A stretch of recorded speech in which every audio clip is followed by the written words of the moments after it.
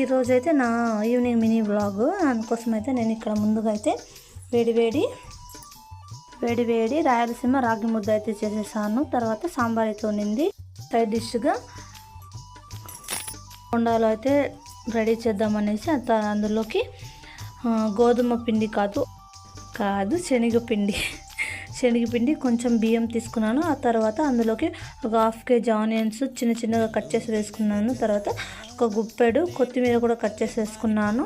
పుదీనా, కరివేపాకు, ఉప్పు, కారం, కొద్దిగా సోడా వేసి మొత్తం ఇలా ఈ స్ట్రక్చర్ వచ్చేలాగా కలిపి అయితే పెట్టుకున్నాను. అయితే బాగా ఇట్లా నలిపి పెట్టుకున్నాను. ఇక్కడైతే డీప్ ఫ్రైకి సరిపడా ఆయిల్ అయితే కడాయి పెట్టి స్టవ్ వెలిగించి ఆయిల్ అయితే పెట్టాను. ఇంకా అయితే వీటిని వేయడమే.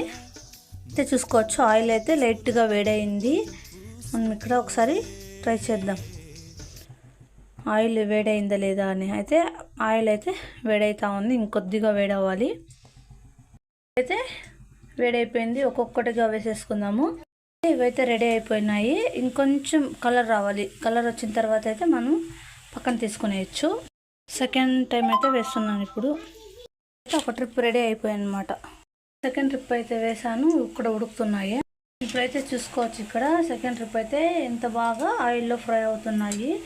మనం ఇక్కడ ఇలా తిప్పుకున్నామంటే రెండు వైపులా బాగా కాలుతాయి. లోపల పిండి అంతా కూడా బాగా కాగుతుంది అన్నమాట. కాలి సాఫ్ట్గా ఉడికిపోతుంది. మనం తినడానికి చాలా బాగుంటుంది. డైట్లో ఉన్న వాళ్ళు అస్సలు తినకుండా మీరు చేసిన డైట్ అంతా పోతుంది.